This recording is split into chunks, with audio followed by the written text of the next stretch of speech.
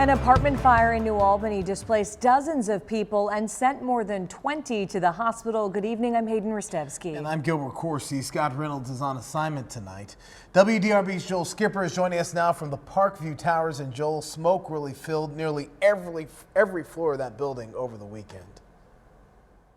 It did, Gil, and it did not take long for that to happen. This 9-story building behind me was about 2/3 occupied when this happened on Saturday. You can take a look. Saturday, that is where this all began, and now this building is empty.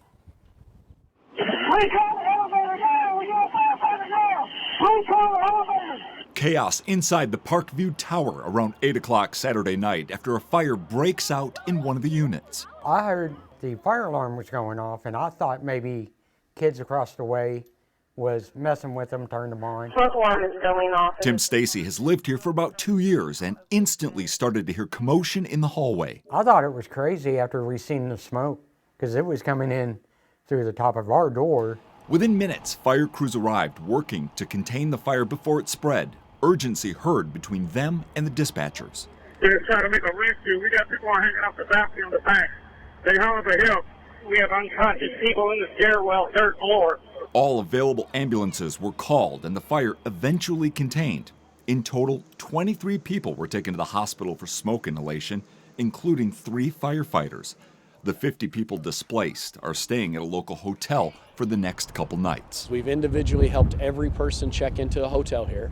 We're allowing them to go back to their homes to get essential items. We made sure on Saturday night we had medications. The fire department took care of that. The New Albany Housing Authority says it has units available at other sites where families can stay after leaving the hotel. People really need this stuff. A few streets down, Revelation Tabernacle Food Pantry is ready to help any way it can. People in need of clothes, hot meals, our houseless community. We make sure they have backpacks, rolling suitcases. In the meantime, residents are looking to what's next. The hotel room isn't booked past tomorrow, so not sure what we're going to do with my daughter and my 2 granddaughters.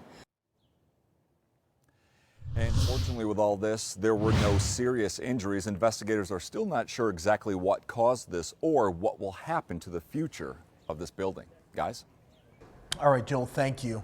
Well, this isn't the first time that some of these residents have been displaced by a fire. Back in 2018, an electrical fire caused issues with the air conditioning system at the former Riverview Towers. It was also a subsidized housing complex, and at the time that building was almost 50 years old. New Albany Housing had to find housing for more than 100 residents after that fire. Some eventually moved to the Parkview Tower. Crews tore down the Riverview building in October of 2022.